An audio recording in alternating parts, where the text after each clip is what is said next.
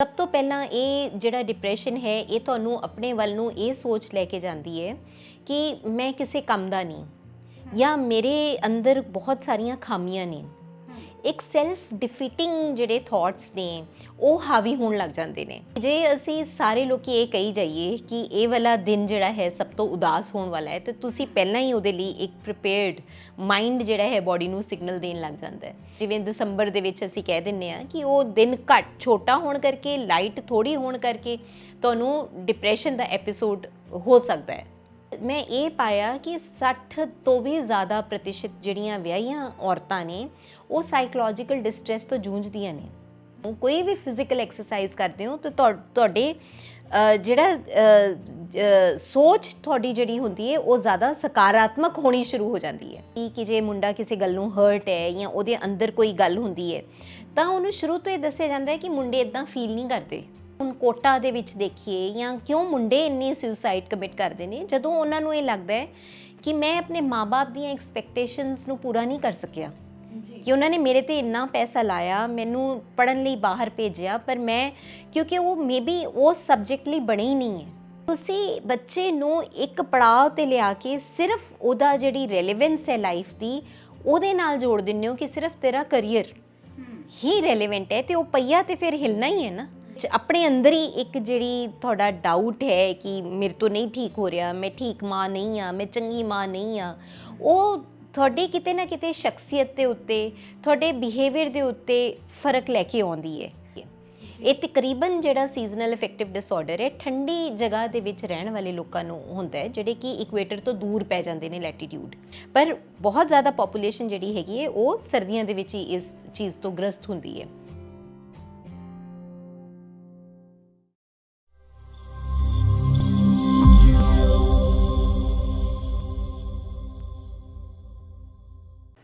ਸਤਿ ਸ਼੍ਰੀ ਅਕਾਲ।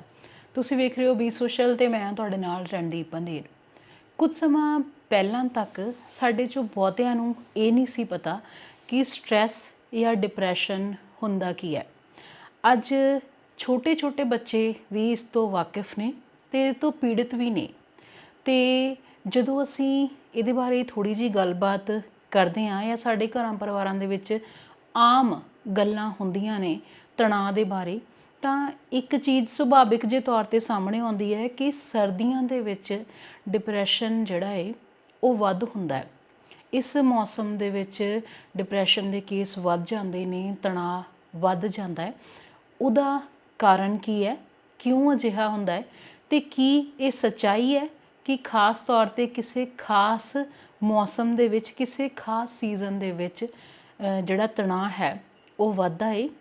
ਇਹਨਾਂ ਸਾਰੀਆਂ ਗੱਲਾਂ ਨੂੰ ਜਾਣਨ ਦੇ ਲਈ ਅੱਜ ਅਸੀਂ ਪਹੁੰਚੇ ਹਾਂ ਪੰਜਾਬੀ ਯੂਨੀਵਰਸਿਟੀ ਪਟਿਆਲਾ ਦੇ ਮਨੋਵਿਗਿਆਨ ਵਿਭਾਗ ਦੇ ਵਿੱਚ, ਜਿੱਥੇ ਡਾਕਟਰ ਨੈਨਾ ਸ਼ਰਮਾ ਜੋ ਕਿ ਬਤੌਰ ਅਸਿਸਟੈਂਟ ਪ੍ਰੋਫੈਸਰ ਇਸ ਵਿਭਾਗ ਦੇ ਵਿੱਚ ਆਪਣੀਆਂ ਸੇਵਾਵਾਂ ਨਿਭਾ ਰਹੇ ਨੇ, ਉਹ ਸਾਨੂੰ ਇਸ ਵਿਸ਼ੇ 'ਤੇ ਜਾਣਕਾਰੀ ਦੇਣਗੇ ਕਿ ਇਸ ਜਿਹੜਾ ਇੰਨਾ ਸੰਜੀਦਾ ਵਿਸ਼ਾ ਹੈ ਡਿਪਰੈਸ਼ਨ ਦਾ ਜਾਂ ਸਟ੍ਰੈਸ ਦਾ, ਇਹਦੇ ਵਿੱਚ ਮਿੱਥ ਕਿੰਨੀ ਹੈ ਅਤੇ ਸੱਚਾਈ ਕੀ ਹੈ, ਹਕੀਕਤ ਕੀ ਹੁੰਦੀ ਹੈ, ਜਾਂ ਕਈ ਵਾਰ ਅਸੀਂ ਖੁਦ ਤੋਂ ਹੀ ਅੰਦਾਜ਼ੇ ਲਗਾ ਲੈਂਦੇ ਹਾਂ ਕਿ ਮੈਂ ਠੀਕ ਮਹਿਸੂਸ ਨਹੀਂ ਕਰ ਰਿਹਾ ਤਾਂ ਮੈਂ ਡਿਪਰੈਸ਼ਨ ਦੇ ਵਿੱਚ ਹਾਂ, ਜਦਕਿ ਇੱਕ ਬਾਰੀਕ ਜਿਹੀ, ਇੱਕ ਮਹੀਨ ਜਿਹੀ ਰੇਖਾ ਹੈ, ਇੱਕ ਲਾਈਨ ਹੈ ਜਿਹੜੀ ਸਾਨੂੰ ਦੱਸਦੀ ਹੈ ਕਿ ਕੋਈ ਬੰਦਾ ਕਦੋਂ ਡਿਪਰੈਸ਼ਨ ਦੇ ਵਿੱਚ ਹੈ ਅਤੇ ਉਹਨੂੰ ਕਦੋਂ ਕਿਸੇ ਮਨੋਵਿਗਿਆਨੀ ਦੇ ਕੋਲ ਜਾਣਾ ਚਾਹੀਦਾ ਹੈ। ਇਸੇ ਵਿਸ਼ੇ 'ਤੇ ਗੱਲ ਕਰਦੇ ਹਾਂ ਡਾਕਟਰ ਸਾਹਿਬ ਦੇ ਨਾਲ। ਡਾਕਟਰ ਸਾਹਿਬ ਬਹੁਤ ਸਵਾਗਤ ਕਰਦੇ ਹਾਂ ਤੁਹਾਡਾ। ਸਤਿ ਸ਼੍ਰੀ ਅਕਾਲ ਜੀ, ਥੈਂਕ ਯੂ ਸੋ ਮਚ। ਕਿਵੇਂ ਹੋ ਤੁਸੀਂ? ਮੈਂ ਠੀਕ ਹਾਂ ਜੀ, ਬਿਲਕੁਲ ਠੀਕ ਜੀ। ਤੁਹਾਡਾ ਕੰਮ ਹੀ ਐਵੇਂ ਦਾ ਹੈ ਨਾ ਕਿ ਮਨੋਵਿਗਿਆਨੀ ਤੁਸੀਂ ਹੋ, ਦੂਜਿਆਂ ਦੇ ਮਨਾਂ ਨੂੰ ਤੁਹਾਨੂੰ ਪੜ੍ਹਨਾ ਆਉਂਦਾ। ਅਤੇ ਇਸ ਗੱਲ ਦੇ ਵਿੱਚ ਕਿੰਨੀ ਕੁ ਸੱਚਾਈ ਹੈ ਕਿ ਜਿਵੇਂ ਸਰਦੀਆਂ ਹੁੰਦੀਆਂ ਤਾਂ ਸਾਡਾ ਮਾਨਸਿਕ ਸੰਤੁਲਨ ਜਿਹੜਾ ਹੈ ਉਹ ਥੋੜ੍ਹਾ ਜਿਹਾ, ਕਹਿੰਦੇ ਆ ਕਿ ਬਹੁਤੇ ਲੋਕ ਜ਼ਿਆਦਾ ਤਣਾਅ ਮਹਿਸੂਸ ਕਰਦੇ ਆ। ਕੀ ਕਿਸੇ ਖਾਸ ਮੌਸਮ ਦੇ ਨਾਲ ਡਾਕਟਰ ਸਾਹਿਬ ਤਣਾਅ ਦਾ ਸੰਬੰਧ ਹੁੰਦਾ ਹੈ? ਇਹ ਜੀ ਰਣਦੀਪ, ਬਿਲਕੁਲ ਠੀਕ ਤੁਸੀਂ ਕਿਹਾ ਕਿ ਇਹ ਇੱਕ ਤਰ੍ਹਾਂ ਦਾ ਜਿਹੜਾ ਕੈਟੇਗਰੀ ਡਿਪਰੈਸ਼ਨ ਦੀ ਹੈਗੀ ਹੈ ਉਹਨੂੰ ਅਸੀਂ ਸੀਜ਼ਨਲ ਅਫੈਕਟਿਵ ਡਿਸਆਰਡਰ ਕਹਿੰਦੇ ਹਾਂ। ਅਤੇ ਇਹ ਕੁਛ ਸੀਜ਼ਨਸ ਦੇ ਹਿਸਾਬ ਨਾਲ ਕਈਆਂ ਨੂੰ ਡਿਪਰੈਸ਼ਨ ਆਉਂਦਾ ਹੈ, ਔਰ ਬਹੁਤ ਜ਼ਿਆਦਾ ਕੇਸਿਸ ਉਹ ਨੇ ਕਿ ਜਿਹੜੇ ਕਿ ਸਰਦੀਆਂ ਦੇ ਵਿੱਚ ਇੱਕ ਤਰ੍ਹਾਂ ਦਾ ਡਿਪਰੈਸ਼ਨ ਦੇ ਵਿੱਚੋਂ ਨਿਕਲਦੇ ਨੇ। ਉਹਦੇ ਕੁਝ ਸਿੰਪਟਮਸ ਹੁੰਦੇ ਨੇ ਜੇ ਅਸੀਂ ਇਸ ਕੈਟੇਗਰੀ ਦੇ ਉੱਤੇ ਕਹੀਏ ਕਿ ਜੇ ਤੁਸੀਂ ਡਿਪਰੈਸ਼ਨ ਹੀ ਕਹਿ ਰਹੇ ਹੋ ਤਾਂ ਡਿਪਰੈਸ਼ਨ ਸੀਜ਼ਨਲ ਅਫੈਕਟਿਵ ਡਿਸਆਰਡਰ ਦੀ ਕੈਟੇਗਰੀ ਦੇ ਵਿੱਚ ਆਉਣ ਲਈ ਕਿ ਸਾਨੂੰ ਸਰਦੀਆਂ ਦੇ ਵਿੱਚ ਜਾਂ ਕਈਆਂ ਨੂੰ ਬਹੁਤ ਘੱਟ ਮਾਤਰਾ ਵਾਲਿਆਂ ਨੂੰ ਕੋਈ ਹੋਰ ਮੌਸਮ ਦੇ ਵਿੱਚ ਵੀ ਇਸ ਤਰ੍ਹਾਂ ਦਾ ਡਿਪਰੈਸ਼ਨ ਹੋ ਸਕਦਾ ਹੈ, ਪਰ ਬਹੁਤ ਜ਼ਿਆਦਾ ਪੋਪੂਲੇਸ਼ਨ ਜਿਹੜੀ ਹੈਗੀ ਹੈ ਉਹ ਸਰਦੀਆਂ ਦੇ ਵਿੱਚ ਹੀ ਇਸ ਚੀਜ਼ ਤੋਂ ਗ੍ਰਸਤ ਹੁੰਦੀ ਹੈ। ਉਹਦੇ ਬਹੁਤ ਸਾਰੇ ਕਾਰਨ ਨੇ। ਜੀ ਸਭ ਤੋਂ ਵੱਡਾ ਇਹ ਕਾਰਨ ਹੈਗਾ ਹੈ ਕਿ ਜਿਹੜਾ ਸਰਦੀਆਂ ਦੇ ਵਿੱਚ ਜਿਹਨੂੰ ਨੋਮਨ ਇੱਕ ਸਾਈਕੈਟ੍ਰਿਸਟ ਨੇ ਨਾਮ ਵੀ ਦਿੱਤਾ, ਕਿਤਾਬ ਵੀ ਲਿਖੀ ਹੈ ਵਿੰਟਰ ਬਲੂਜ਼ ਦੇ ਨਾਂ ਦੇ ਉੱਤੇ। ਸੋ ਇਹ ਕੀ ਹੁੰਦਾ ਹੈ ਕਿ ਜਿਹੜੀ ਸਨਲਾਈਟ ਹੈ ਉਹ ਘਟ ਜਾਂਦੀ ਹੈ। ਜੀ ਇਹ ਤਕਰੀਬਨ ਜਿਹੜਾ ਸੀਜ਼ਨਲ ਅਫੈਕਟਿਵ ਡਿਸਆਰਡਰ ਹੈ ਠੰਡੀ ਜਗ੍ਹਾ ਦੇ ਵਿੱਚ ਰਹਿਣ ਵਾਲੇ ਲੋਕਾਂ ਨੂੰ ਹੁੰਦਾ ਹੈ, ਜਿਹੜੇ ਕਿ ਇਕੁਏਟਰ ਤੋਂ ਦੂਰ ਪੈ ਜਾਂਦੇ ਨੇ ਲੈਟੀਟਿਊਡ, ਜਿਵੇਂ ਕਿ ਫੋਰ ਐਗਜ਼ਾਮਪਲ ਅਲਾਸਕਾ ਹੈ ਜਾਂ ਕੈਨੇਡਾ ਦੇ ਕੁਝ ਪਾਰਟਸ ਨੇ ਜਿਹਦੇ ਵਿੱਚ ਬਹੁਤ ਠੰਡ ਪੈਂਦੀ ਹੈ, ਨਾਰਵੇ ਹੈ ਜਿਹਦੇ ਵਿੱਚ ਦਿਨ ਬਹੁਤ ਹੀ ਛੋਟੇ ਹੋ ਜਾਂਦੇ ਨੇ। ਜੀ ਸੋ ਉਹਦਾ ਕਾਰਨ ਇਹ ਹੈ ਕਿ ਜਿਹੜੀ ਲਾਈਟ ਹੈ ਉਹ ਤੁਹਾਡੇ ਅੰਦਰ ਇੱਕ ਵਿਟਾਮਿਨ ਡੀ ਦੀ ਸਿੰਥੇਸਿਸ ਕਰਦੀ ਹੈ। ਸੋ ਵਿਟਾਮਿਨ ਡੀ ਘੱਟ ਹੋਣ ਦੇ ਕਰਕੇ ਸਾਡੇ ਜਿਹੜੇ ਬਾਇਓਲੋਜੀਕਲ ਹੋਰ ਮੈਕੈਨਿਜ਼ਮਸ ਨੇ ਜਿਵੇਂ ਕਿ ਸੈਰੋਟੋਨਿਨ ਹੈ ਉਹ ਮੂਡ ਦੇ ਨਾਲ ਅਫੈਕਟਡ ਹੈ। ਸੋ ਜੇ ਵਿਟਾਮਿਨ ਡੀ ਨਹੀਂ ਪ੍ਰਾਪਤ ਹੁੰਦਾ ਔਰ ਡਾਰਕਨੈਸ ਦੇ ਵਿੱਚ ਅਸੀਂ ਜ਼ਿਆਦਾ ਰਹਿੰਦੇ ਹਾਂ ਤਾਂ ਮੈਲਾਟੋਨਿਨ ਜਿਹੜਾ ਹੈਗਾ ਕਿ ਜਿਹੜੇ ਕਿ ਸਲੀਪ ਦੇ ਨਾਲ, ਨੀਂਦ ਦੇ ਨਾਲ ਸੰਬੰਧਿਤ ਹੈ, ਉਹ ਹਾਵੀ ਹੋ ਜਾਂਦਾ ਹੈ। ਇਸ ਲਈ ਅਸੀਂ ਬਹੁਤ ਜ਼ਿਆਦਾ ਫਟੀਗਡ ਔਰ ਬਹੁਤ ਜ਼ਿਆਦਾ ਸਾਡੇ ਅੰਦਰ ਇੱਕ ਇਹ ਕਹਿ ਲਓ ਕਿ ਸਰੀਰ ਦੇ ਵਿੱਚ ਇਸ ਤਰ੍ਹਾਂ ਦੀ ਪ੍ਰਤੀਕਿਰਿਆ ਸ਼ੁਰੂ ਹੁੰਦੀ ਹੈ ਕਿ ਸਾਨੂੰ ਇੱਕ ਡਿਪਰੈਸ਼ਨ ਵੱਲ ਨੂੰ ਧਕੇਲ ਦਿੰਦੀ ਹੈ। ਸੋ ਇਹ ਕਾਰਨ ਹੈ ਕਿ ਸਰਦੀਆਂ ਦੇ ਵਿੱਚ ਸਪੈਸੀਫਿਕਲੀ ਇਹ ਜਿਹੜਾ ਡਿਪਰੈਸ਼ਨ ਹੈ ਉਹ ਹੁੰਦਾ ਹੈ ਕਈ ਲੋਕਾਂ ਨੂੰ। ਜੀ ਲੇਕਿਨ ਇਹਦਾ ਨੂੰ ਡਿਪਰੈਸ਼ਨ ਕਹਿਣ ਲਈ ਐਟਲੀਸਟ ਤੁਹਾਡੇ ਲਗਾਤਾਰ 2 ਜਾਂ 3 ਐਪੀਸੋਡ ਹਰ ਸਾਲ ਹੋਏ ਹੋਣ ਔਰ ਉਹਦੇ ਕੁਝ ਸਿੰਪਟਮਸ ਨੇ ਕਿ ਜਿਵੇਂ ਕਿ ਵਿਡਰੋਲ ਹੋਣਾ, ਕਿ ਜਿਹੜੀਆਂ ਕਿ ਤੁਸੀਂ ਨੋਰਮਲ ਐਕਟੀਵਿਟੀਜ਼ ਕਰਦੇ ਹੋ ਉਹਦੇ ਵਿੱਚ ਤੁਹਾਡਾ ਹੁਣ ਜੀ ਨਾ ਲੱਗਣਾ, ਤੁਹਾਡਾ ਪਏ ਰਹਿਣ ਨੂੰ ਜੀ ਕਰਨਾ ਔਰ ਬਹੁਤ ਜ਼ਿਆਦਾ ਖਾਣ ਨੂੰ ਬਿੰਜ ਈਟਿੰਗ ਜਿਵੇਂ ਕਹਿ ਦਿੰਦੇ ਆ ਜਾਂ ਬਿਲਕੁਲ ਹੀ ਵਿਡਰੋਲ ਖਾਣ ਪੀਣ ਦੇ ਵਿੱਚ ਹੋਣਾ ਔਰ ਸਲੀਪ ਪੈਟਰਨਸ ਡਿਸਟਰਬ ਹੋਣੇ, ਬਹੁਤ ਸੌਣ ਨੂੰ ਜੀ ਕਰਨਾ ਜਾਂ ਬਿਲਕੁਲ ਹੀ ਨਾ ਨੀਂਦ ਆਉਣੀ। ਸੋ ਇਹ ਚੀਜ਼ਾਂ ਇਫੈਕਟ ਹੋਣੀਆਂ। ਇੱਕ ਨਕਾਰਾਤਮਕ ਸੋਚ ਕਿ ਜਿਵੇਂ ਸਭ ਤੋਂ ਪਹਿਲਾਂ ਇਹ ਜਿਹੜਾ ਡਿਪਰੈਸ਼ਨ ਹੈ ਇਹ ਤੁਹਾਨੂੰ ਆਪਣੇ ਵੱਲ ਨੂੰ ਇਹ ਸੋਚ ਲੈ ਕੇ ਜਾਂਦੀ ਹੈ ਕਿ ਮੈਂ ਕਿਸੇ ਕੰਮ ਦਾ ਨਹੀਂ ਜਾਂ ਮੇਰੇ ਅੰਦਰ ਬਹੁਤ ਸਾਰੀਆਂ ਖਾਮੀਆਂ ਨੇ। ਇੱਕ ਸੈਲਫ ਡਿਫੀਟਿੰਗ ਜਿਹੜੇ ਥਾਟਸ ਨੇ ਉਹ ਹਾਵੀ ਹੋਣ ਲੱਗ ਜਾਂਦੇ ਨੇ। ਸੋ ਜਦੋਂ ਤੁਸੀਂ ਇਸ ਤਰ੍ਹਾਂ ਦੀ ਮਨੋਸਥਿਤੀ ਦੇ ਵਿੱਚ ਹੋਵੋ ਔਰ ਤੁਹਾਡੇ ਘਰੇਲੂ ਜਾਂ ਤੁਹਾਡੇ ਕੰਮਕਾਜ ਜਿਹੜੇ ਬਾਹਰ ਤੁਸੀਂ ਕਰਦੇ ਹੋ, ਤੁਹਾਡੇ ਰਿਲੇਸ਼ਨਸ਼ਿਪਸ, ਉਹਨਾਂ ਦੇ ਵਿੱਚ ਫਰਕ ਪੈਣ ਲੱਗਦਾ ਹੈ, ਤੁਹਾਡੀ ਪ੍ਰੋਡਕਟਿਵਿਟੀ ਦੇ ਵਿੱਚ ਫਰਕ ਪੈਣ ਲੱਗਦਾ ਹੈ, ਤਾਂ ਤੁਹਾਨੂੰ ਜ਼ਰੂਰੀ ਹੈ ਕਿ ਤੁਸੀਂ ਕਿਸੇ ਵੀ ਸਾਈਕੋਲੋਜਿਸਟ ਜਾਂ ਸਾਈਕੈਟ੍ਰਿਸਟ ਦੇ ਨਾਲ ਕੰਸਲਟ ਜ਼ਰੂਰ ਕਰੋ ਇਹ ਦੇਖਣ ਲਈ ਕਿ ਵਾਕਈ ਤੁਹਾਨੂੰ ਡਿਪਰੈਸ਼ਨ ਹੈ ਜਾਂ ਇੱਕ ਐਪੀਸੋਡ ਆਫ ਮੂਡ ਵੇਰੀਏਸ਼ਨ ਹੈ, ਉਹ ਕੋਈ ਵੀ ਕਾਰਨ ਹੋਰ ਹੋ ਸਕਦਾ ਹੈ। ਡਾਕਟਰ ਸਾਹਿਬ ਅੱਜ ਕੱਲ੍ਹ ਬੜੀਆਂ ਧਾਰਨਾਵਾਂ ਚੱਲ ਰਹੀਆਂ ਨੇ ਜਿਨ੍ਹਾਂ ਦੇ ਵਿੱਚੋਂ ਇੱਕ ਇਹ ਵੀ ਹੈ ਕਿ ਅਸੀਂ ਕਾਫੀ ਸਮੇਂ ਤੋਂ ਇਹ ਸੁਣ ਰਹੇ ਹਾਂ ਕਿ ਐਵਰੀ ਈਅਰ ਜਿਹੜਾ ਜਨਵਰੀ ਦਾ ਤੀਜਾ ਸੋਮਵਾਰ ਹੁੰਦਾ ਹੈ ਉਹਨੂੰ ਬਲੂ ਮੰਡੇ ਦੇ ਨਾਮ ਨਾਲ ਜਾਣਿਆ ਜਾਂਦਾ ਹੈ ਕਿ ਉਹ ਦਿਨ ਸਾਲ ਦਾ ਸਭ ਤੋਂ ਉਦਾਸ ਦਿਨ ਹੁੰਦਾ ਹੈ। ਕਿ ਐਵੇਂ ਦਾ ਕੋਈ ਖਾਸ ਦਿਨ ਵੀ ਹੁੰਦਾ ਕਿ ਤੁਸੀਂ ਉਦਾਸੀ ਮਹਿਸੂਸ ਕਰਦੇ ਹੋ? ਮੈਂ ਕਹਾਂਗੀ ਕਿ ਮਾਈਂਡ ਸਾਡਾ ਜਿਹੜਾ ਹੈਗਾ ਉਹ ਇਨਫੋਰਮੇਸ਼ਨ ਇੱਕ ਤਰ੍ਹਾਂ ਦੇ ਨਾਲ ਆਟੋਮੇਟਿਡ ਥਿੰਕਿੰਗ ਦੇ ਵਿੱਚ ਪੈ ਜਾਂਦਾ ਹੈ ਕਿ ਜੇ ਅਸੀਂ ਸਾਰੇ ਲੋਕੀ ਇਹ ਕਹੀ ਜਾਈਏ ਕਿ ਇਹ ਵਾਲਾ ਦਿਨ ਜਿਹੜਾ ਹੈ ਸਭ ਤੋਂ ਉਦਾਸ ਹੋਣ ਵਾਲਾ ਹੈ ਤਾਂ ਤੁਸੀਂ ਪਹਿਲਾਂ ਹੀ ਉਹਦੇ ਲਈ ਇੱਕ ਪ੍ਰੀਪੇਅਰਡ ਮਾਈਂਡ ਜਿਹੜਾ ਹੈ ਬੋਡੀ ਨੂੰ ਸਿਗਨਲ ਦੇਣ ਲੱਗ ਜਾਂਦਾ ਹੈ। ਬਹੁਤ ਸਾਰੀਆਂ ਥਾਵਾਂ ਨੇ ਰਣਦੀਪ, ਤੁਸੀਂ ਕਿਸੇ ਪਿੰਡ ਦੇ ਵਿੱਚ ਚਲ ਜਾਓ ਉਹਨਾਂ ਨੂੰ ਇਹ ਗੱਲ ਦਾ ਪਤਾ ਵੀ ਨਹੀਂ ਹੈ ਕਿ ਇੱਦਾਂ ਦਾ ਕੋਈ 3rd ਮੰਡੇ ਹੈ ਜਨਵਰੀ ਦਾ ਜਿਹਦੇ ਵਿੱਚ ਤੁਸੀਂ ਯੂ ਵਿਲ ਫੀਲ ਸਭ ਤੋਂ ਜ਼ਿਆਦਾ ਡਿਪਰੈਸ਼ਨ ਤੁਹਾਡਾ ਹੋਏਗਾ ਜਾਂ ਤੁਹਾਡਾ ਬਹੁਤ ਜ਼ਿਆਦਾ ਨਕਾਰਾਤਮਕ ਸੋਚ ਹੋਏਗੀ। ਇਸ ਤਰ੍ਹਾਂ ਦਾ ਨਹੀਂ ਹੈਗਾ। ਸੋ ਰਾਦਰ ਜਿਵੇਂ ਅਸੀਂ ਇਹ ਗੱਲ ਕਰਦੇ ਹਾਂ ਕਿ ਈਅਰ ਦੇ ਵਿੱਚ ਸੋਲਿਸਟਾਈਸ ਜਿਵੇਂ ਆਉਂਦਾ ਹੈ ਕਿ ਜਿਵੇਂ ਜਿਹੜਾ ਸ਼ਾਰਟੈਸਟ ਡੇ ਹੈ ਕਿਉਂਕਿ ਉਹਦੇ ਵਿੱਚ ਲਾਈਟ ਸਭ ਤੋਂ ਘੱਟ ਹੁੰਦੀ ਹੈ ਤੇ ਅਸੀਂ ਇਹ ਵਿੰਟਰ ਦੇ ਵਿੱਚ ਜਿਵੇਂ ਦਸੰਬਰ ਦੇ ਵਿੱਚ ਅਸੀਂ ਕਹਿ ਦਿੰਦੇ ਹਾਂ ਕਿ ਉਹ ਦਿਨ ਘੱਟ ਛੋਟਾ ਹੋਣ ਕਰਕੇ, ਲਾਈਟ ਥੋੜ੍ਹੀ ਹੋਣ ਕਰਕੇ ਤੁਹਾਨੂੰ ਡਿਪਰੈਸ਼ਨ ਦਾ ਐਪੀਸੋਡ ਹੋ ਸਕਦਾ ਹੈ। ਜੀ ਮਤਲਬ ਇਸ ਤਰ੍ਹਾਂ ਦਾ ਹਕੀਕਤ ਦੇ ਵਿੱਚ ਕੁਝ ਨਹੀਂ ਹੈ? ਨਹੀਂ, ਸਪੈਸ਼ਲੀ ਜਿਹੜੇ ਇਹੋ ਜਿਹੇ ਈਸਟਰਨ ਕੰਟਰੀਜ਼ ਨੇ, ਏਸ਼ੀਅਨ ਕੰਟਰੀਜ਼ ਨੇ, ਇਹਨਾਂ ਦੇ ਵਿੱਚ ਇਸ ਤਰ੍ਹਾਂ ਦੀ ਕੋਈ ਧਾਰਨਾ ਜਾਂ ਇਸ ਤਰ੍ਹਾਂ ਦਾ ਨਹੀਂ ਮੰਨਿਆ ਜਾਂਦਾ। ਜੀ ਡਾਕਟਰ ਸਾਹਿਬ, ਜਿਵੇਂ ਆਪਾਂ ਗੱਲ ਕਰ ਰਹੇ ਹਾਂ ਕਿ ਸਰਦੀਆਂ ਦੇ ਵਿੱਚ ਜਾਂ ਸਨਲਾਈਟ ਘੱਟ ਹੁੰਦੀ ਹੈ, ਵਿਟਾਮਿਨ ਡੀ ਖਾਸ ਕਰਕੇ ਔਰਤਾਂ ਦੇ ਸਰੀਰ ਦੇ ਵਿੱਚ ਉਹਦੀ ਘਾਟ ਜਿਹੜੀ ਆ ਹੁੰਦੀ ਹੈ। ਤੁਸੀਂ ਪਹਿਲਾਂ ਕਿਹਾ ਸੀ ਕਿ 20 ਸਾਲ ਦੀ ਉਮਰ ਤੋਂ ਬਾਅਦ ਹੀ ਤਕਰੀਬਨ ਜਿਹੜਾ ਡਿਪਰੈਸ਼ਨ ਜਾਂ ਸਟ੍ਰੈਸ ਹੈ ਇਹ ਹੋਣਾ ਸ਼ੁਰੂ ਹੁੰਦਾ ਹੈ, ਤਾਂ ਕੀ ਇਹਦੀ ਕੋਈ ਖਾਸ ਉਮਰ ਸੀਮਾ ਵੀ ਹੈ?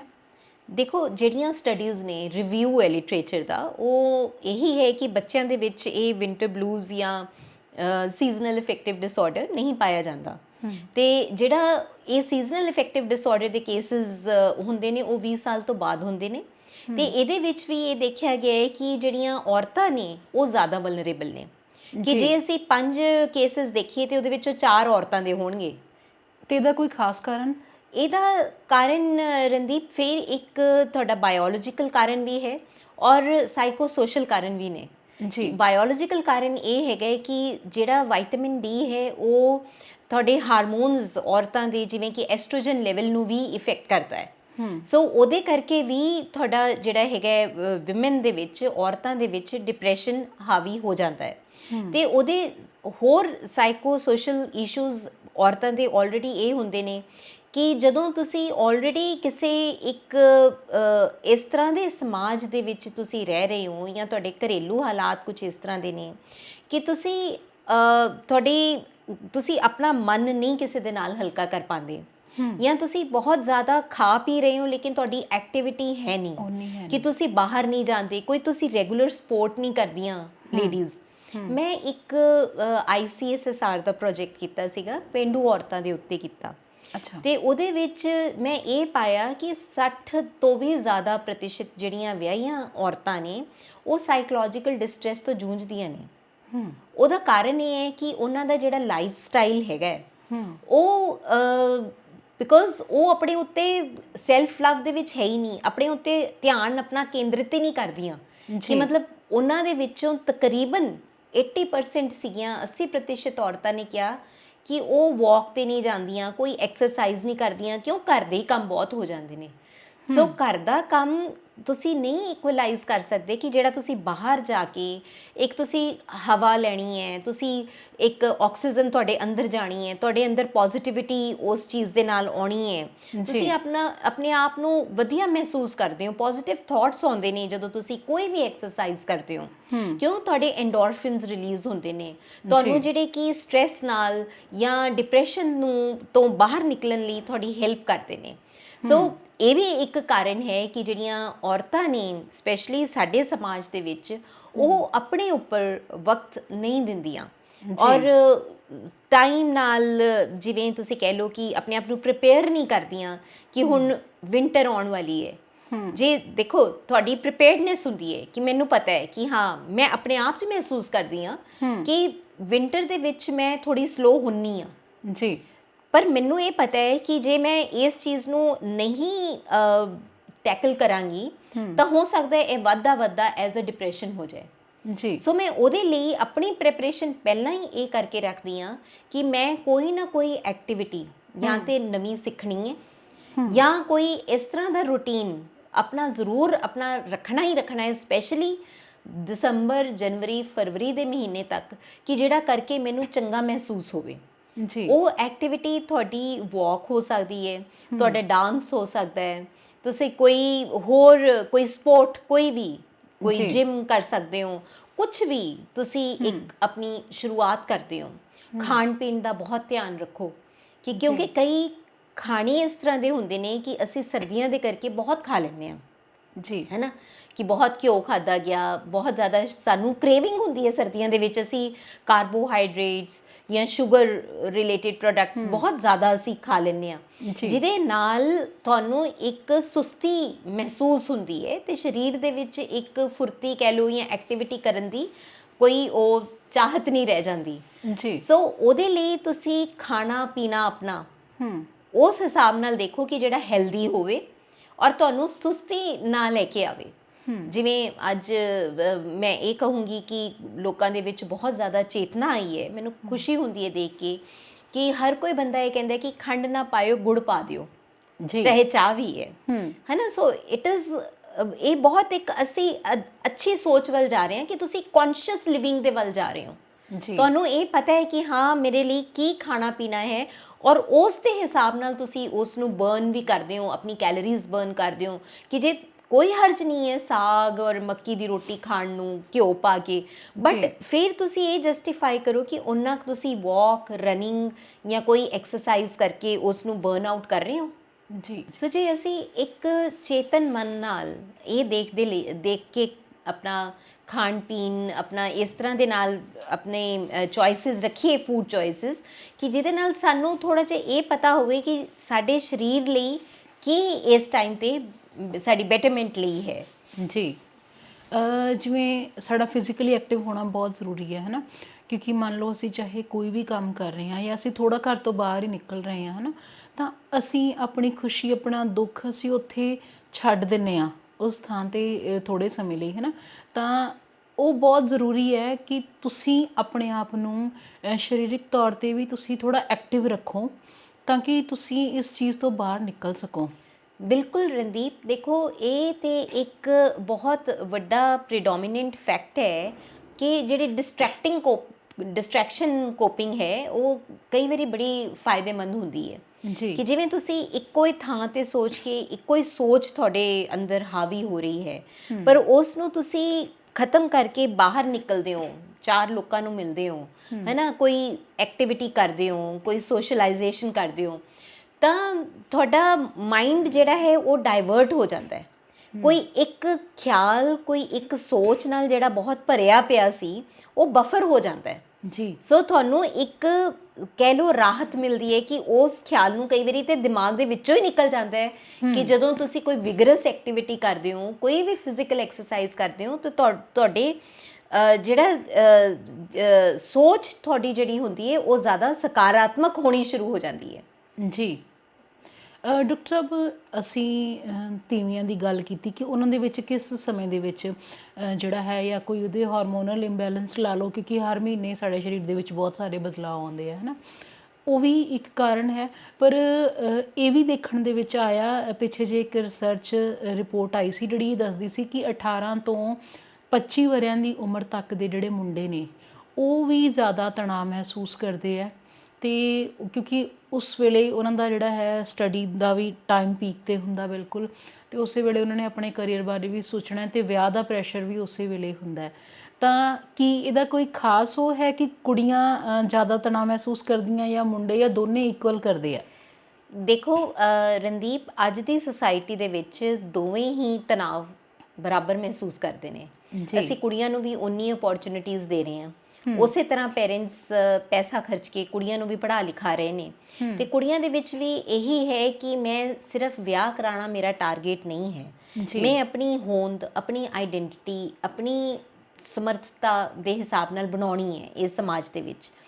ਪਹਿਲਾਂ ਇਹ ਸੀਗਾ ਕਿ ਮੁੰਡਿਆਂ ਦੇ ਉੱਤੇ ਹੀ ਪੇਰੈਂਟਸ ਨੂੰ ਹੁੰਦਾ ਸੀਗਾ ਕਿ ਤੂੰ ਹੀ ਕੋਈ ਘਰ ਦੇ ਵਿੱਚ ਹੈ ਨਾ ਕਮਾ ਕੇ ਲੈ ਕੇ ਆਉਣਾ ਹੈ। ਜੀ ਇੱਕ ਪੈਟਰੀਆਰਕਲ ਪ੍ਰੈਸ਼ਰ ਜਿਹੜਾ ਮੁੰਡਿਆਂ ਦੇ ਉੱਤੇ, ਇਹ ਵੀ ਬਹੁਤ ਜ਼ਿਆਦਾ ਹਾਵੀ ਹੈ ਮੁੰਡਿਆਂ ਦੇ ਉੱਤੇ।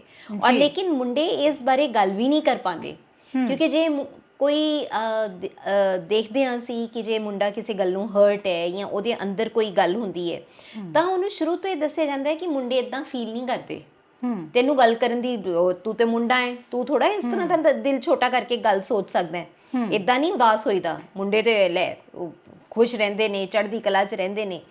ਮਤਲਬ ਇਹਦੇ ਕਰਕੇ ਇਹ ਹੁੰਦਾ ਹੈ ਕਿ ਉਹ ਆਪਣੀ ਗੱਲ ਨਹੀਂ ਕਰ ਪਾਉਂਦੇ ਕਿਸੇ ਦੇ ਨਾਲ। ਜੀ ਉਹ ਇੱਕ ਉਸ ਸੋਸ਼ਲ ਨੋਰਮ, ਪੈਟਰੀਆਰਕਲ ਪ੍ਰੈਸ਼ਰ ਦੇ ਵਿੱਚ ਹੀ ਘਿਰੇ ਰਹਿੰਦੇ ਨੇ, ਕਿਉਂਕਿ ਮੈਂ ਮੁੰਡਾ, ਮੈਂ ਤੇ ਉਦਾਸ ਨਹੀਂ ਹੋ ਸਕਦਾ, ਜੀ ਮੈਂ ਮੁੰਡਾ, ਮੈਂ ਕਿਸੇ ਚੀਜ਼ ਦਾ ਸਟ੍ਰੈਸ ਨਹੀਂ ਮੰਨ ਸਕਦਾ। ਸੋ ਇਸੇ ਲਈ 18 ਤੋਂ 25 ਸਾਲ ਜਦੋਂ ਇੱਕ ਫੈਮਿਲੀ ਪ੍ਰੈਸ਼ਰ ਵੀ ਹੁੰਦਾ ਹੈ ਕਿ ਅਕੈਡਮਿਕਲੀ ਪਰਫਾਰਮ ਕਰਨਾ ਹੈ, +2 ਤੋਂ ਬਾਅਦ ਕਿਹੜੀ ਸਟਰੀਮ ਲੈਣੀ ਹੈ ਨਾ, ਤੇ ਇੱਕ ਪੀਅਰ ਪ੍ਰੈਸ਼ਰ ਹੁੰਦਾ ਹੈ ਕਿ ਚੱਲ ਯਾਰ ਕੋਈ ਗੱਲ ਨਹੀਂ, ਨਹੀਂ ਤੇਰੇ ਤੋਂ ਹੁੰਦਾ, ਆਪਾਂ ਹੋਰ ਤਰ੍ਹਾਂ ਦੀ ਕੋਪਿੰਗ ਹੈ ਕਿ ਸ਼ਰਾਬ ਪੀ ਲੈਂਦੇ ਹਾਂ, ਉੱਧਰ ਚੱਲਦੇ ਹਾਂ, ਹਾਈ ਰਿਸਕ ਟੇਕਿੰਗ ਬਿਹੇਵੀਅਰ ਹੈ। ਅਸੀਂ ਦੇਖਦੇ ਹਾਂ ਕਿ ਬੱਚੇ ਬਹੁਤ ਸਪੀਡਿੰਗ ਘਰੋਂ ਨਹੀਂ ਦੱਸਦੇ, ਤੇ ਬਾਹਰ ਪਹਾੜਾਂ 'ਚ ਚਲੇ ਗਏ, ਉੱਥੇ ਆਪਣਾ ਹੈ ਨਾ ਕਰ ਰਹੇ ਨੇ। ਸੋ ਇਸ ਤਰ੍ਹਾਂ ਦੇ ਤਣਾਅ ਦੇ ਵਿੱਚੋਂ ਵੀ ਮੁੰਡੇ ਨਿਕਲ ਰਹੇ ਹੁੰਦੇ ਨੇ ਕਿ ਉਹਨਾਂ ਨੇ ਪੀਅਰ ਪ੍ਰੈਸ਼ਰ ਵੀ, ਕਿਉਂਕਿ ਉਹ ਕਹਿੰਦੇ ਨੇ ਯਾਰ ਤੂੰ ਕੀ ਹੈ, ਤੂੰ ਡਰਦਾ ਹੈ ਘਰਦਿਆਂ ਤੋਂ, ਤੂੰ ਮੇਰੇ ਨਾਲ ਨਹੀਂ ਜਾ ਸਕਦਾ। ਸੋ ਇਹ ਵੀ ਤਰ੍ਹਾਂ ਦਾ ਇੱਕ ਤਣਾਅ ਉਹ ਅਲੱਗ ਲੈਵਲ ਦੇ ਉੱਤੇ ਡੀਲ ਕਰ ਰਹੇ ਨੇ। ਘਰ ਦੇ ਵਿੱਚ ਆਪਣੇ ਇੱਕ ਆਈਡੈਂਟਿਟੀ ਸਥਾਪਿਤ ਕਰ ਰਹੇ ਨੇ ਕਿ ਮੈਂ ਕੌਣ ਹਾਂ, ਮੈਂ ਕੀ ਚਾਹੁੰਦਾ, ਮੈਂ ਕੀ ਬਣਨਾ ਚਾਹੁੰਦਾ। ਕਿ ਰਣਦੀਪ, ਮੈਨੂੰ ਹਮੇਸ਼ਾ ਇਹ ਲੱਗਦਾ ਹੈ ਔਰ ਮੈਂ ਬੜੀ ਵਾਰੀ ਕੋਟ ਕਰਦੀ ਹਾਂ ਕਿ ਬੜਾ ਇੰਪੋਰਟੈਂਟ ਮੀਡੀਆ ਨੇ ਰੋਲ ਪਲੇ ਕੀਤਾ 3 ਇਡੀਅਟਸ ਲਿਆ ਕੇ, ਜੀ, ਜਿਹੜੀ ਮੂਵੀ ਸੀਗੀ। ਸਾਡੇ ਐਜੂਕੇਸ਼ਨ ਸਿਸਟਮ ਦੇ ਉੱਤੇ ਬਹੁਤ ਕਰਾਰੀ ਚੋਟ ਹੈ ਉਹ। ਬਿਲਕੁਲ, ਮਾਂ-ਬਾਪ ਦੇ ਉੱਤੇ ਵੀ, ਕਿ ਅੰਡਰਸਟੈਂਡ ਕਰਨ ਲਈ ਵੀ ਕਿ ਬੱਚਾ ਕਰਨਾ ਕੀ ਚਾਹੁੰਦਾ ਹੈ, ਹੈ ਨਾ। ਇੱਕ ਉਹ ਪ੍ਰੈਸ਼ਰ ਦੇ ਵਿੱਚ ਤੁਸੀਂ ਇੱਕ ਰੈਟ ਰੇਸ ਦੇ ਵਿੱਚ ਬੱਚਿਆਂ ਨੂੰ ਪਾਇਆ ਹੈ, ਮੁੰਡਿਆਂ ਨੂੰ ਪਾਇਆ ਹੈ ਕਿ ਜੇ ਤੂੰ ਇੰਜੀਨੀਅਰ ਹੈ ਜਾਂ ਤੂੰ ਡਾਕਟਰ ਹੈ ਜਾਂ ਕੋਈ PCS ਅਫਸਰ ਹੈ ਜਾਂ ਕੋਈ ਇਸ ਤਰ੍ਹਾਂ ਦੀ ਪ੍ਰੋਫੈਸ਼ਨ ਦੇ ਵਿੱਚ ਹੈ ਤਾਂ ਹੀ ਤੇਰੀ ਰਿਸਪੈਕਟ ਹੈ ਨਾ। ਤੇ ਬੱਚਿਆਂ ਨੂੰ ਇਹ ਲੱਗਦਾ ਹੈ ਕਿ ਮੈਂ ਆਪਣੀ ਵਰਥ ਪ੍ਰੂਵ ਕਰਨ ਲਈ ਮੈਂ ਇਹ ਕਰਨਾ ਹੀ ਪਏਗਾ ਮੈਨੂੰ, ਕਿਉਂਕਿ ਮੇਰੇ ਮਾਂ-ਬਾਪ ਨੇ ਮੇਰੇ ਤੇ ਬਹੁਤ ਪੈਸਾ ਖਰਚ ਕਰਤਾ ਔਰ ਮੈਂ ਬਣ ਕੇ ਦਿਖਾਉਣਾ ਹੈ। ਤੇ ਜੇ ਅਸੀਂ ਦੇਖੀਏ ਹੁਣ ਕੋਟਾ ਦੇ ਵਿੱਚ ਦੇਖੀਏ, ਜਾਂ ਕਿਉਂ ਮੁੰਡੇ ਇੰਨੀ ਸੁਸਾਈਡ ਕਮਿਟ ਕਰਦੇ ਨੇ, ਜਦੋਂ ਉਹਨਾਂ ਨੂੰ ਇਹ ਲੱਗਦਾ ਹੈ ਕਿ ਮੈਂ ਆਪਣੇ ਮਾਂ-ਬਾਪ ਦੀਆਂ ਐਕਸਪੈਕਟੇਸ਼ਨਸ ਨੂੰ ਪੂਰਾ ਨਹੀਂ ਕਰ ਸਕਿਆ, ਜੀ, ਕਿ ਉਹਨਾਂ ਨੇ ਮੇਰੇ ਤੇ ਇੰਨਾ ਪੈਸਾ ਲਾਇਆ, ਮੈਨੂੰ ਪੜ੍ਹਨ ਲਈ ਬਾਹਰ ਭੇਜਿਆ, ਪਰ ਮੈਂ, ਕਿਉਂਕਿ ਉਹ ਮੇਬੀ ਉਸ ਸਬਜੈਕਟ ਲਈ ਬਣੇ ਹੀ ਨਹੀਂ ਹੈ। ਜੀ, ਔਰ ਇੱਕ ਟੋਟਲ ਡਮੀ ਸਟੱਡੀ ਉਹਨਾਂ ਨੂੰ ਕਰਵਾ ਕੇ, ਹੈ ਨਾ, ਕਿ ਤੁਸੀਂ ਨਾਰਮਲ ਸਕੂਲਿੰਗ ਨਹੀਂ ਕਰਵਾ ਰਹੇ, ਤੁਸੀਂ ਸਿਰਫ ਇੱਕ ਕੋਚਿੰਗ ਦੇ ਉੱਤੇ ਬੱਚੇ ਨੂੰ ਪੜ੍ਹਾ ਰਹੇ ਹੋ, ਉਹਦੀ ਓਵਰਆਲ ਪਰਸਨੈਲਿਟੀ ਡਿਵੈਲਪ ਹੀ ਨਹੀਂ ਹੋ ਪਾ ਰਹੀ, ਹੈ ਨਾ। ਇੱਕ ਸਿਰਫ ਲਾਈਫ ਕੀ ਹੈ, ਲਾਈਫ ਫਾਈਨ ਬੈਲੈਂਸ ਹੈ। ਇਹਦੇ ਵਿੱਚ ਤੁਹਾਡੀਆਂ ਫੈਮਿਲੀ ਵੀ ਆਉਂਦੀ ਹੈ, ਤੁਹਾਡਾ ਕਰੀਅਰ ਵੀ ਆਉਂਦਾ ਹੈ, ਤੁਹਾਡੇ ਇਮੋਸ਼ਨਸ ਵੀ ਆਉਂਦੀਆਂ ਨੇ, ਤੁਹਾਡੇ ਸੋਸ਼ਲ ਰਿਲੇਸ਼ਨਸ ਆਉਂਦੇ ਨੇ, ਤੁਹਾਡੀਆਂ ਫਿਜ਼ੀਕਲ ਐਕਟੀਵਿਟੀਜ਼ ਆਉਂਦੀਆਂ ਨੇ, ਤੁਹਾਡੀ ਸਪਿਰਿਚੁਅਲ ਗਰੋਥ ਆਉਂਦੀ ਹੈ। ਪਰ ਤੁਸੀਂ ਬੱਚੇ ਨੂੰ ਇੱਕ ਪੜਾਅ 'ਤੇ ਲਿਆ ਕੇ ਸਿਰਫ ਉਹਦਾ ਜਿਹੜੀ ਰੈਲੇਵੈਂਸ ਹੈ ਲਾਈਫ ਦੀ, ਉਹਦੇ ਨਾਲ ਜੋੜ ਦਿੰਦੇ ਹੋ ਕਿ ਸਿਰਫ ਤੇਰਾ ਕਰੀਅਰ ਹੀ ਰੈਲੇਵੈਂਟ ਹੈ, ਤੇ ਉਹ ਪਈਆ ਤੇ ਫਿਰ ਹਿਲਣਾ ਹੀ ਹੈ ਨਾ। ਦੇਖੋ, ਅਸੀਂ ਜੇ ਸਾਨੂੰ ਕੋਈ ਕਹੇ ਵੀ ਅਸੀਂ ਕੋਈ ਹੋਰ ਕੱਪੜੇ ਪਾਉਣੇ ਚਾਹੁੰਦੇ ਹਾਂ, ਸਾਨੂੰ ਕੋਈ ਕਹੇ ਵੀ ਨਹੀਂ ਤੁਸੀਂ ਅੱਜ ਇਹ ਸੂਟ ਪਾ ਲਓ, ਹੈ ਨਾ, ਤਾਂ ਸਾਨੂੰ ਲੱਗਦਾ ਕਿ ਸਾਡਾ ਦਿਨ ਖਰਾਬ ਹੋ ਗਿਆ, ਹੈ ਨਾ। ਪੂਰੀ ਜ਼ਿੰਦਗੀ ਅਸੀਂ ਦੂਸਰੇ ਦੇ ਕਹਿਣ 'ਤੇ ਕਿਵੇਂ ਚੱਲ ਸਕਦੇ ਹਾਂ? ਬਿਲਕੁਲ। ਸੋ ਇਸ ਚੀਜ਼ ਨੂੰ ਵੀ ਸਮਝਣਾ ਬਹੁਤ ਜ਼ਰੂਰੀ ਹੈ, ਬਹੁਤ ਜ਼ਰੂਰੀ ਹੈ। ਡਾਕਟਰ ਸਾਹਿਬ, ਜਦੋਂ ਨਵੇਂ ਜਿਹੜੇ ਮਾਂ ਪਿਓ ਬਣਦੇ ਆ, ਖਾਸ ਕਰਕੇ ਜਦੋਂ ਪਹਿਲਾ ਬੱਚਾ ਹੁੰਦਾ, ਤਾਂ ਬਹੁਤ ਸਾਰੇ ਲੋਕਾਂ ਨੂੰ ਇਹ ਕਹਿੰਦੇ ਹੋਏ ਸੁਣਿਆ ਕਿ ਸਾਡਾ ਰਿਸ਼ਤਾ ਹੁਣ ਉਵੇਂ ਦਾ ਨਹੀਂ ਰਿਹਾ, ਜਾਂ ਲਾਈਫ ਦੇ ਵਿੱਚ ਬਹੁਤ ਕੁਝ ਬਦਲ ਗਿਆ। ਉਹ ਖਾਸ ਕਰਕੇ ਜੇ ਅਸੀਂ ਮਾਵਾਂ ਦੀ ਗੱਲ ਕਰੀਏ ਤਾਂ ਸਮਝ ਆਉਂਦਾ ਹੈ, ਕਿਉਂਕਿ ਉਹਨਾਂ ਨੇ ਬੱਚੇ ਨੂੰ ਸੰਭਾਲਣ ਦੀ ਵਧੇਰੇ ਜ਼ਿੰਮੇਵਾਰੀ ਉਹਨਾਂ 'ਤੇ ਹੁੰਦੀ ਹੈ, ਆਪਣੇ ਕਰੀਅਰ ਤੋਂ ਵੀ ਬ੍ਰੇਕ ਲੈਣਾ ਪੈਂਦਾ ਹੈ। ਪਰ ਉਹਦੇ ਨਾਲ ਜਿਹੜਾ ਪਤੀ ਪਤਨੀ ਦਾ ਨਿੱਜੀ ਰਿਸ਼ਤਾ ਹੈ, ਉਹਦੇ 'ਤੇ ਵੀ ਅਸਰ ਪੈਂਦਾ ਹੈ। ਤਾਂ ਇਹਨਾਂ ਚੀਜ਼ਾਂ ਦਾ ਹੱਲ ਕੀ ਹੋ ਸਕਦਾ? ਰਣਦੀਪ, ਇਹ ਬਹੁਤ ਹੀ ਪਰਟੀਨੈਂਟ ਅੱਜ ਦੇ ਸੋਸਾਇਟੀ ਦੇ ਵਿੱਚ ਕੁਐਸਚਨ ਹੈ, ਕਿਉਂਕਿ ਮੇਬੀ ਅਸੀਂ ਕਾਉਂਸਲਿੰਗ ਸਰਵਿਸਿਜ਼ ਨੂੰ ਉਸ ਤਰ੍ਹਾਂ ਦੇ ਨਾਲ ਨਹੀਂ ਨਿਭਾ ਰਹੇ। ਜੀ, ਇੱਕ ਗਵਰਨਮੈਂਟ ਲੈਵਲ ਦੇ ਉੱਤੇ ਵੀ ਇੱਕ, ਚਾਹੇ ਕੋਈ ਕਲੀਨਿਕ ਹੈ ਜਿਹੜਾ ਕਿ ਪ੍ਰੀਨੇਟਲ ਕਾਉਂਸਲਿੰਗ ਜਿਹੜੀ ਹੈਗੀ ਹੈ, ਕਿ ਤੁਹਾਨੂੰ ਜਦੋਂ ਬੱਚਾ ਤੁਸੀਂ ਕਨਸੀਵ ਹੀ ਕਰਦੇ ਹੋ, ਹੈ ਨਾ, ਈਵਨ ਬੱਚਾ ਕਨਸੀਵ ਕਰਨ ਤੋਂ ਪਹਿਲਾਂ ਹੀ ਮੈਰਿਟਲ ਕਾਉਂਸਲਿੰਗ ਦੇ ਵਿੱਚ ਹੀ ਤੁਹਾਨੂੰ ਤੁਹਾਡੀਆਂ ਡਿਊਟੀਜ਼, ਰਿਸਪੌਂਸਿਬਿਲਿਟੀਜ਼ ਇੱਕ ਬੱਚੇ ਦੇ ਨਾਲ ਐਸੋਸੀਏਟਿਡ ਕੀ ਆਉਣ ਵਾਲੀਆਂ ਨੇ, ਹੈ ਨਾ। ਕਈ ਵਾਰੀ ਇਹ ਲੱਗਦਾ ਹੈ ਕਿ ਫਿਰ ਕੀ ਹੈ, ਇਹ ਪਹਿਲਾਂ ਪ੍ਰੈਸ਼ਰ ਇਹ ਹੁੰਦਾ ਹੈ ਕਿ ਬੱਚਾ ਹੋਣਾ ਜ਼ਰੂਰੀ ਹੈ, ਵਿਆਹ ਹੋ ਗਿਆ, ਬੱਚਾ ਕਰੋ, ਹੈ ਨਾ। ਪਰ ਇੱਕ ਔਰਤ ਨੂੰ ਸ਼ਾਇਦ ਜਦੋਂ ਤੱਕ ਉਹ ਮਾਂ ਬਣਦੀ ਨਹੀਂ, ਅਹਿਸਾਸ ਹੀ ਨਹੀਂ ਹੁੰਦਾ, ਕਿਸੇ ਨੇ ਦੱਸਿਆ ਹੀ ਨਹੀਂ ਹੁੰਦਾ ਕਿ ਹੁਣ ਉਹਦੀ ਜ਼ਿੰਦਗੀ ਦੇ ਵਿੱਚ ਬਦਲਾਵ ਕਿਹੜੇ ਆਉਣ ਵਾਲੇ ਨੇ, ਕਿ ਜਿਵੇਂ ਉਹਦੀਆਂ ਪ੍ਰਾਇਰਟੀਜ਼ ਬਦਲ ਜਾਂਦੀਆਂ ਨੇ, ਉਹਦੀਆਂ ਪ੍ਰੈਫਰੈਂਸਿਸ ਬਦਲ ਜਾਂਦੀਆਂ ਨੇ, ਉਹਨੂੰ ਕਰੀਅਰ ਤੋਂ ਬ੍ਰੇਕ ਲੈਣੀ ਪੈਂਦੀ ਹੈ, ਉਹਦਾ ਸਲੀਪ ਪੈਟਰਨ ਬਿਲਕੁਲ ਬਦਲ ਜਾਂਦਾ ਹੈ, ਉਹਦੇ ਰੋਲਸ ਜਿਹੜੇ ਨੇ ਉਹ ਬਦਲ ਜਾਂਦੇ ਨੇ। ਪਰ ਉਹ ਇੱਕ ਸਾਡੀ ਸੁਸਾਇਟੀ ਦੇ ਵਿੱਚ ਇਹ ਉਲੀਕਿਆ ਗਿਆ ਹੈ ਕਿ ਇਹ ਸਿਰਫ ਇੱਕ ਔਰਤ ਮਾਂ ਬਣੀ ਹੈ, ਹੈ ਨਾ, ਕਿ ਇਹ ਮਾਂ ਦਾ ਹੀ ਕੰਮ ਹੈ ਔਰ ਹਰ ਮਾਂ ਇੱਦਾਂ ਕਰਦੀ ਹੀ ਹੈ। ਪਰ ਉਸ ਨੂੰ ਅੰਡਰਸਟੈਂਡ ਕਰਨ ਲਈ ਪੂਰੇ ਇੱਕ ਫੈਮਿਲੀ ਦੀ ਲੋੜ ਹੁੰਦੀ ਹੈ। ਔਰ ਸਪੈਸ਼ਲੀ ਹੁਣ ਤੇ ਤੁਸੀਂ ਦੇਖੋ, ਜਿਵੇਂ ਅਸੀਂ ਕਹਿੰਦੇ ਮੈਟਰਨਿਟੀ ਲੀਵ ਹੈ ਇੱਕ ਔਰਤ ਲਈ, ਬਾਹਰ ਦੇ ਦੇਸ਼ਾਂ ਲਈ ਪੈਟਰਨਿਟੀ ਲੀਵ ਵੀ ਹੈ, ਕਿ ਫਾਦਰ ਨੂੰ ਵੀ ਉਸੇ ਥਰੂ ਨਿਕਲਣਾ ਪੈਂਦਾ ਹੈ। ਉਹ ਵੀ ਇਹੀ ਸਮਝੇ ਕਿ ਇਹ ਬੱਚਾ ਸਾਡਾ ਸਾਂਝੀ ਰਿਸਪੌਂਸਿਬਿਲਿਟੀ ਹੈ, ਕਿ ਜੇ ਇੱਕ ਰਾਤ ਇੱਕ ਔਰਤ ਜਾਗਦੀ ਹੈ, ਦੂਜੀ ਰਾਤ ਬੰਦਾ ਜਾਗੇ, ਕਿ ਜੇ ਉਹ ਆਪਸ ਦੇ ਵਿੱਚ ਜਦੋਂ ਤੱਕ ਵਰਕ ਆਪਣਾ ਉਸ ਹਿਸਾਬ ਨਾਲ ਬੈਲੈਂਸ ਕਰਨ, ਪਹਿਲਾਂ ਸੋਚ ਕੇ ਆਪਣੀਆਂ ਰਿਸਪੌਂਸਿਬਿਲਿਟੀਜ਼ ਉਸ ਦੇ ਵਿੱਚ ਲੈ ਕੇ ਆਉਣ, ਤੇ ਰਿਸ਼ਤੇ ਦੇ ਵਿੱਚ ਬਦਲਾਵ ਹੀ ਸਿਰਫ ਆਉਂਦਾ ਇਸ ਲਈ ਹੈ ਜਦੋਂ ਅਸੀਂ ਐਕਸਪੈਕਟੇਸ਼ਨਸ ਇੱਕ ਦੂਜੇ ਤੋਂ ਬਹੁਤ ਨੇ, ਹੈ ਨਾ, ਪੂਰੀਆਂ ਨਹੀਂ ਹੋ ਰਹੀਆਂ। ਹਾਂ, ਔਰ ਉਹ ਪੂਰੀਆਂ ਨਹੀਂ ਹੋ ਰਹੀਆਂ। ਸੋ ਜੇ ਇਸ ਬਾਰੇ ਪਹਿਲਾਂ ਹੀ ਡਿਸਕਸ਼ਨ ਹੁੰਦੀ ਰਵੇ ਔਰ ਇੱਕ ਇਹਨੂੰ ਸਾਂਝੀ ਜ਼ਿੰਮੇਵਾਰੀ ਸਮਝ ਕੇ ਇਸ ਨੂੰ ਕੀਤਾ ਜਾਵੇ, ਅਪਣਾਇਆ ਜਾਵੇ, ਔਰ ਇੱਕ ਔਰਤ ਨੂੰ ਜ਼ਰੂਰ ਸਮਝਿਆ ਜਾਵੇ ਕਿ ਉਹ ਆਲਰੇਡੀ ਕਿੰਨੇ ਜ਼ਿਆਦਾ ਉਹਦੀਆਂ ਹਾਰਮੋਨਲ ਚੇਂਜਸ ਹੋਈਆਂ ਨੇ, ਸਰੀਰਕ ਤੌਰ 'ਤੇ ਚੇਂਜ ਹੋਈ ਹੈ, ਉਹਦੀ ਉਸ ਨੂੰ ਵੀ ਟਾਈਮ ਦਿੱਤਾ ਜਾਵੇ to adjust to this role. ਪਰ ਉਹਨਾਂ ਦੇ ਵਿੱਚ ਇੱਕ ਆਪਣਾ ਵੀ ਤਾਂ ਗਿਲਟ ਹੁੰਦਾ ਕਿ ਜੇ ਬੱਚਾ ਬਿਮਾਰ ਵੀ ਹੋ ਗਿਆ ਤਾਂ ਸਾਨੂੰ ਲੱਗਦਾ ਹੈ ਕਿ ਸਾਤੋਂ ਸਹੀ ਢੰਗ ਨਾਲ ਧਿਆਨ ਨਹੀਂ ਰੱਖਿਆ ਗਿਆ, ਜਾਂ ਠੰਡ ਲੱਗ ਗਈ ਤਾਂ ਉਹਦਾ ਹੀ ਕਸੂਰਵਾਰ ਅਸੀਂ ਆ ਵੀ ਅਸੀਂ ਇਹਨੂੰ ਸਮਾਂ ਨਹੀਂ ਦਿੱਤਾ ਜਾਂ ਅਸੀਂ ਇਹਦਾ ਉਹਨਾਂ ਧਿਆਨ ਨਹੀਂ ਰੱਖਿਆ। ਇਹ ਇੱਕ ਗਿਲਟ ਵੀ ਉਹਨਾਂ ਦੇ ਵਿੱਚ ਹੁੰਦਾ ਹੈ। ਇਹ ਸਾਡਾ, ਫਿਰ ਮੈਂ ਇਹੀ ਕਹੂੰਗੀ ਕਿ ਸੋਸ਼ਲ ਨੋਰਮਸ ਨੇ ਕਿ ਜਦੋਂ ਵੀ ਕੋਈ ਬੱਚਾ ਕੋਈ ਗੜਬੜ ਕੋਈ ਹੋ ਜਾਂਦੀ ਹੈ, ਕੋਈ ਉਹਨੂੰ ਬਿਮਾਰ ਹੋ ਗਿਆ ਜਾਂ ਕੋਈ ਉਹ ਠੀਕ ਤਰ੍ਹਾਂ ਨਾਲ ਉਹਦਾ ਬਿਹੇਵੀਅਰ ਨਹੀਂ ਹੁੰਦਾ, ਉਹ ਮਾਂ ਦਾ ਹੈ ਨਾ, ਜੇ ਉਹ ਕੁਝ ਉਪਲਬਧੀ ਹਾਸਲ ਕਰਦਾ ਹੈ, ਹਾਂ ਚੰਗਾ ਕਰਦਾ ਹੈ ਪਿਓ ਦਾ, ਤਾਂ ਪਿਓ ਦਾ ਜਾਂ ਦਾਦਕਿਆਂ ਦਾ ਜਾਂ ਕੁਝ ਹੋਰ, ਕਿ ਇਹ ਇੱਕ ਅਸੂਲਨ ਇਹ ਚੱਲਦਾ ਆ ਰਿਹਾ ਹੈ। ਪਰ ਮੈਨੂੰ ਇਹ ਲੱਗਦਾ ਹੈ ਕਿ ਜਦੋਂ ਤੁਸੀਂ ਆਪਣਾ ਬੈਸਟ ਦੇ ਰਹੇ ਹੋ, ਮਾਈਂਡਫੁਲ ਪੈਰੈਂਟਿੰਗ ਕਰ ਰਹੇ ਹੋ, ਤੁਸੀਂ ਹਰ ਚੀਜ਼ ਨੂੰ ਸੋਚ ਸਮਝ ਕੇ ਬੱਚੇ ਦੇ ਨਾਲ ਪੇਸ਼ ਆ ਰਹੇ ਹੋ, ਔਰ ਇਹਦੇ ਹਿਸਾਬ ਨਾਲ ਤੁਹਾਨੂੰ ਗਿਲਟ ਨਹੀਂ ਹੋਣਾ ਚਾਹੀਦਾ।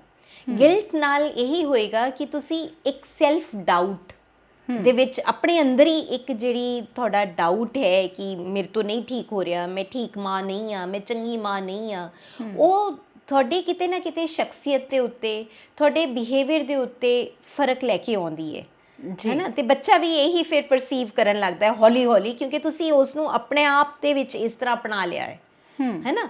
ਸੋ ਇਹ ਚੀਜ਼ਾਂ ਨਹੀਂ, ਤੁਸੀਂ ਇੱਕ ਜਦੋਂ ਫੁੱਲ ਉਸ ਨੂੰ ਕੁਆਲਿਟੀ ਟਾਈਮ ਦਿੰਦੇ ਹੋ, ਬੱਚੇ ਨੂੰ ਪੂਰੇ ਤਰੀਕੇ ਨਾਲ ਦੇਖ ਰੇਖ ਕਰ ਰਹੇ ਹੋ, ਤਾਂ ਗਿਲਟ ਦੀ ਭਾਵਨਾ ਆਉਣੀ ਨਹੀਂ ਚਾਹੀਦੀ। ਗਿਲਟ ਤਾਂ ਆਉਂਦਾ ਹੈ ਕਿਉਂਕਿ ਤੁਹਾਨੂੰ ਲੱਗਦਾ ਹੈ ਕਿ ਇਹ ਸਿਰਫ ਔਰ ਸਿਰਫ ਮੈਂ ਹੀ ਇਹਦੀ ਕਸੂਰਵਾਰ ਹਾਂ, ਲੇਕਿਨ ਇੱਦਾਂ ਹੈ ਨਹੀਂ। ਮਾਂ ਤੇ ਰੱਬ ਦਾ ਦੂਸਰਾ ਨਾਮ ਹੈ ਕਿ ਮਾਂ ਨੇ ਤੇ ਜਦੋਂ ਜਨਮ ਦਿੱਤਾ, ਉਹਨੂੰ ਬੱਚੇ ਨੂੰ ਨਰਚਰ ਕਰ ਰਹੀ ਹੈ ਨਾ। ਸੋ ਉਸ ਨੂੰ ਇਸ ਗਿਲਟ ਦੇ ਵਿੱਚ ਕਦੇ ਵੀ ਨਹੀਂ ਆਉਣਾ ਚਾਹੀਦਾ।